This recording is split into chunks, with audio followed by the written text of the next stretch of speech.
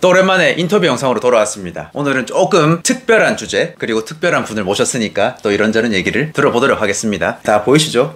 이런 거 다 공수해 오신 겁니다. 오늘 촬영을 위해서. 어두절미하고 일단은 간단하게 자기소개 먼저 부탁드릴게요. 네, 안녕하세요. 저는 조준현이라고 합니다. 야구 팬으로서 일본과 미국 포함해서 뭐 웬만하면 야구와 관련된 정보를 많이 접하기는 하는데, 최근에 좀 일본을 다녀오면서 또 야구장을 다니면서 이렇게 조금 야구와 관련된 서적부터 해서 응원도구까지 이렇게 좀 수집했는데, 여러분들이 잘 모르시는 야구에 대한, 일본 야구에 대한 정보에 대해서 좀 공유해보고자, 이야기를 나눠보고자 이렇게 이 자리에 한번 오게 됐습니다. 출연해서 감사합니다. 네. 야구 전문가로 생각해도 되겠죠?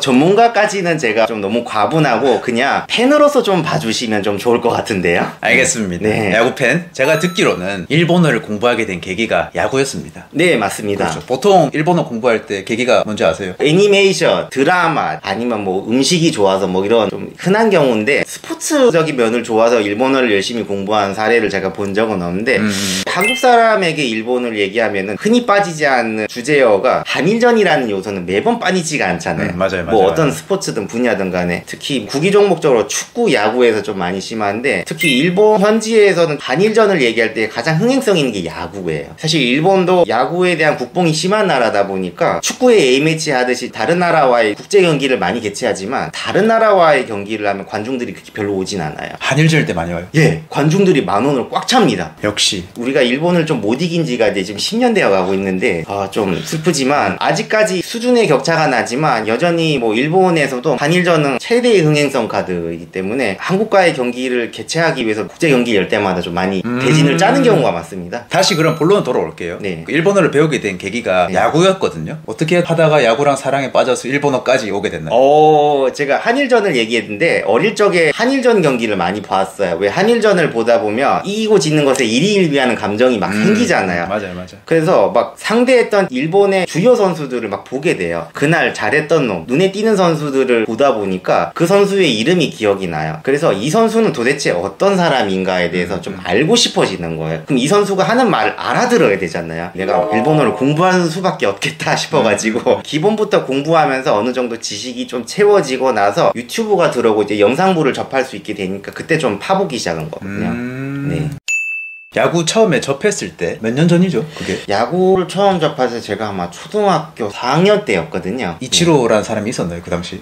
예. 한일 슈퍼게임이나 이런 거 보면서 한일 프로야구 올스타 선수들끼리 이렇게 좀 모이는 신선대회였는데, 그때 이치로랑 마츠이 히데키라는, 지금도 일본 팬들에게 사랑받는, 당시 좀 매체가 그렇게 크게 발달하지 않았을 때도 불구하고 워낙 또 이름값이 유명하고 활약이 돋보여서 저도 어린 시절에 눈에 담길 정도로 유명했었죠. 자, 주워 들은 말인데 네. 마츠이 히데키가 한국계 뭐 이런 소문이 있던데, 루머라고 해야 되나? 맞아요, 그거. 이게 뭐랄까, 좀 저도 들어본 얘기인데, 마츠이라는 성씨를 가진 사람들 중에 한국 쪽에 약간 박신의 성씨랑 좀 약간 연관이 좀 있다는 얘기는 좀 들어봤거든요. 마츠이랑 박씨랑요? 네, 왜냐하면 박씨들이 일본에서 정착을 하면서 마츠이라는 성씨를 얻게 됐거나. 그런데 한 예를 들자면, 그때 저도 한일 슈퍼게임에 봤던 좀 다른 이름의 마츠이지만, 마츠이 가즈오라는 선수가 있어요. 원래 마츠이 가즈오가 조총련계 선수거든요.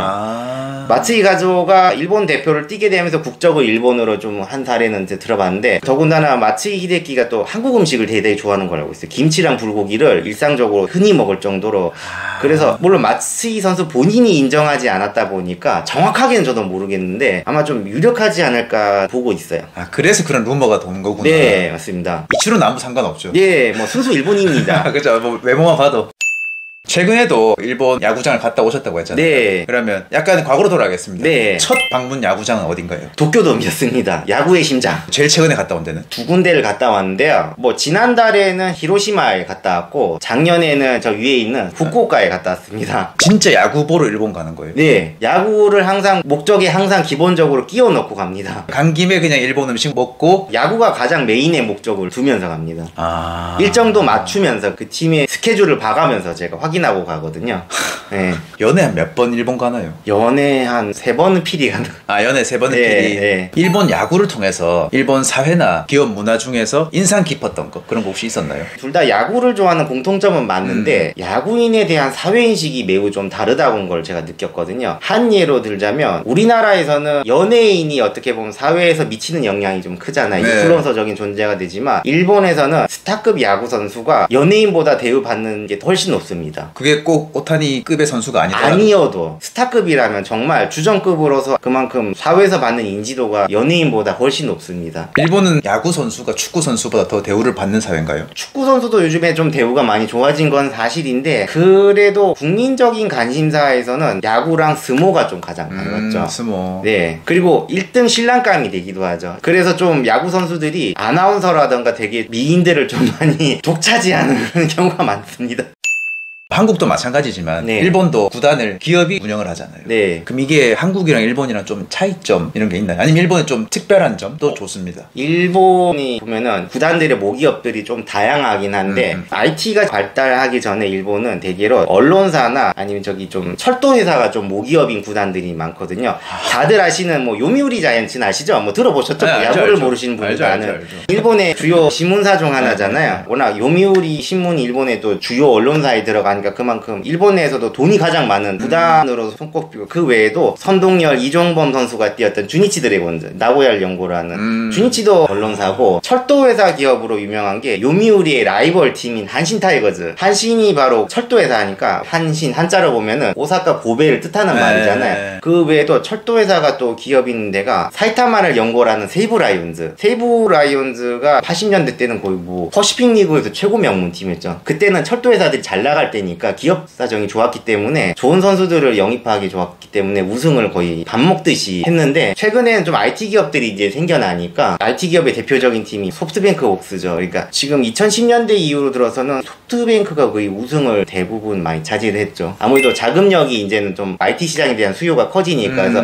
변화가 되는 부분이 있고 작년에는 또 만년 꼴찌팀인 요코하마 미스타스가 게임 회사 쪽이거든요. 드물게도 원래 모기업이 TBS 방송사가 모기업인데 모기업이 바뀌고 나서 디나라는 회사가 좀 생겼거든요. 그래서 자금력이 좀 좋아지면서부터 아마 좀 성적이 좀 나오는 게 있더라고요. 아마 프로는 돈이니까 뭐니 해도 돈을 좀 때려 박으면 성적이 잘 나오는 거죠. 무조건은 아니지만은 그래도 투자에 대한 성과가 있지 않을까. 투자한 만큼에 대한 시설적인 개선이 이루어지고 좋은 선수를 영입하는데 좀 유리한 조건이 되잖아요. 한국도 보면 팀이 있다가 새로운 팀이 생기고 하잖아요. 네. 일본도 마찬가지죠. 그쵸. 일본은 모기업이 재정이 나빠지면서 해체가 되어서 합병이 되는 경우가 있거나 아니면 원래 있던 팀이 바뀌거나 우리나라도 뭐 최근에 모기업이 바뀌어서 그렇게 좀 팀명이 바뀌는 경우가 있는 것처럼 단 일본에는 예외적으로 딱 한 팀만 모기업이 없습니다. 없다고요? 예, 유일한 시민구단이 하나 있습니다. 아니 전 세계 통틀어서 아마 그 팀만이 시민구단일걸요. 근데 프로예요? 예, 히로시마 카푸라고. 돈은 어디서? 아, 돈은 스폰이랑 입장료 수익, 광고비에 의존하는 전형적인 시민구단입니다. 운영이 돼요? 다른 팀들은 대기업이 뒤에 있는데. 네, 운영은 됩니다. 단지 연봉을 많이 못 줄 뿐이지. 연봉을 못 주다 보니 선수들이 몸값이 커지면은 타 팀으로 이적을 하는 경우가 많다 보니 약간 선수 셀링 팀에 대한 이미지가 좀 강한데 대신에 결속력은 좀 강합니다. 팀 내 어떤 조직력이라든가 팬들의 열화와 같은 응원이랄까 지역의 골수 팬들이 좀 많다는 점이 좀 그렇겠다. 특별하다는 점. 제가 지난달에 히로시마를 다녀왔잖아요. 연애 3번씩은 꼭 일본에 야구 보러 간다고 하셨잖아요. 가장 기억에 남는 직관한 경기가 있나요? 아, 작년에였는데 후쿠오카 돔에서 열린 거의 정규 시즌 마지막 경기였습니다. 이게 들어보니까 이게 후쿠오카 돔이 아마 일본 전체 12개 구장 중에서 건립 비용만 해도 8천억 원이 들었다고 하더라고요. 아날로그한 일본과 좀 다른 현대화된 그나마 몇 안 되는 시설이기도 했고 팀이 이겼을 때 열리는 이벤트 퍼포먼스도 되게 인상적이었어요.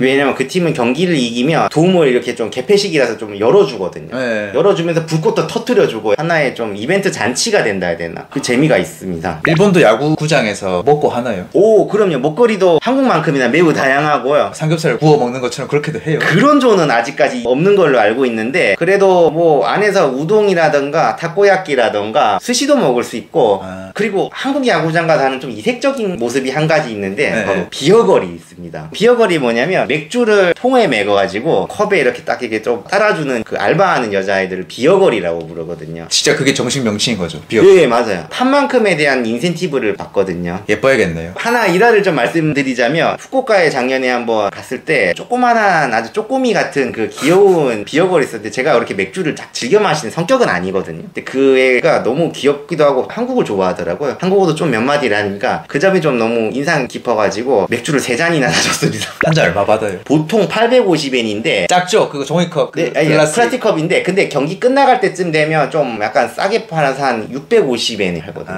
근데 그걸 3잔이나 사줬습니다 제가. 저 이렇게 사줘본 적 없습니다. 참고로 여자는 좀 예쁘고 좀 봐야 될 것 같다고 생각이 됩니다. 만고의 진리인 것 같습니다.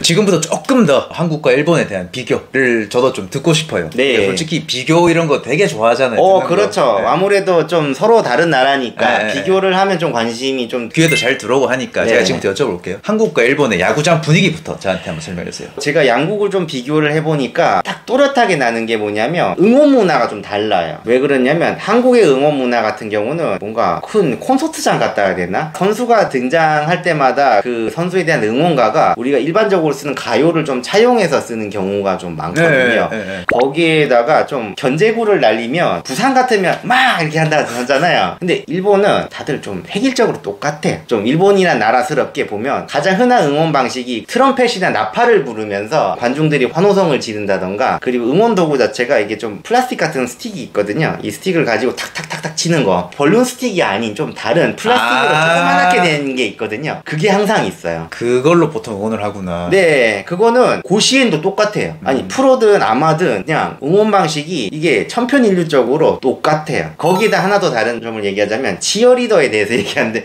치어리더가 야구장에 꽂히잖아요. 한국의 치어리더는 비주얼과 피지컬에선 좀 압도적이에요. 무대에 한 3, 4명만 와도 무대가 꽉 채워지는 느낌을 주는데 일본 치어리더가 비하하는 의도는 좀 아니에요. 좀 오해하지 마세요. 비주얼이나 피지컬은 좀 떨어지는데 대신에 좀 조직력이 있다 해야 되나? 아기자기하고 약간 좀 국물을 추는 듯한 느낌이 좀 강해요. 그래서 여러 그룹이 와서 추는 성격이 좀 강하다 해야 되나? 근데 일본이 인구가 훨씬 많은데 키도 크고 몸매도 좋은 일본 여자도 찾으면 많을 텐데 왜 작은 애들이 치어리더를 많이 할까요? 저도 그게 좀 의구심이 되네요. 아마 아이돌 문화에 좀 편승한 거 아닐까라는 제가 뭐 치어업계 쪽에 뭐 관련돼 있지 않으니까 뭐라고 말을 할 수는 없는데 우리나라 사람 정서상 아무래도 좀 비주얼을 더 보는 정서가 좀 강하잖아요. 늘씬하고 좀 몸매가 있는 여자를 좀 선호하는 분위기가 강한 아마 좀 미에 대한 기준이 좀 나라마다 다르니까 네. 각자의 매력은 좀 다르니 그럼 팬 문화나 팬 서비스 이런 차이점 또 어땠나요? 일본은 구단마다 그게 있어요. 하나 일례를 들어보자면 소프트뱅크 옥수 같은 경우는 자본주의의 원리처럼 돈을 내고 좋은 좌석에 앉을수록 선수에게 사인을 받거나 아니면 팬 서비스를 좀 받을 확률이 좀 높아져요. 왜 그러냐면 선수가 경기를 끝나고 나서 돌아가는 라커룸 가는 길 동선에서 가까이 마주할 수 있게끔 해놓거든. 거기서 사인을 받기 좀 쉽게끔 해주는 그게 좀 있고 아마 돈을 쓴 만큼에 대한 예우를 해주니까 그리고 선수들도 팬 서비스 문화에 대해서는 좀 적극적이긴 해요. 왜 그러냐면 일본에 좀 약간 직업윤리가 야구 선수들이 갖는 직업윤리가 아니지만 내가 고액 연봉을 받는 이유가 팬들이 삽시일반 모아 써주는 입장료가 내 연봉으로 들어오기 때문에 그만큼 사람들을 기쁘게 해줘야 되겠다에 대한 어떤 팬을 기쁘게 해줘야 된다는 그런 직업윤리관이 좀 강해요. 우리나라도 사실은 좀 팬 서비스 문화 때문에 예전에 좀 많이 좀 논란이 있었긴 한데 이 점은 정말 인정하는 부분이긴 해요. 팬 문화 같은 거 있잖아요. 예를 들어 제가 궁금했던 게 전 그래도 부산 사람이니까 사직구장 이런 데 가서 보면 욕을 하는 아저씨들이 많더라고요. 마! 제대로 안 하나! 뭐 이런 거 있잖아요. 일본도 그래요. 욕을 갈기나요, 선수한테? 팀마다 다르지만 대체로는 얌전해요. 근데 극성 맞은 팀을 꼽자면은 부산의 롯데만큼이나 극성 팬이 많은 한신 타이거즈가 좀 그렇더라고요. 워낙에 좀 오사카 사람들이 아시겠지만 좀 왁자지껄 하잖아요. 워낙에 감정 표현도 솔직하니까 성적이 잘 나면 뭐 한도 끝도 없이 잘해주는데 못 나면 아주 욕이라는 욕은 진짜 그 자리에서 욕을 한다는 거죠. 다른 팀은 모르겠는데 좀 한신이 그렇더라고요.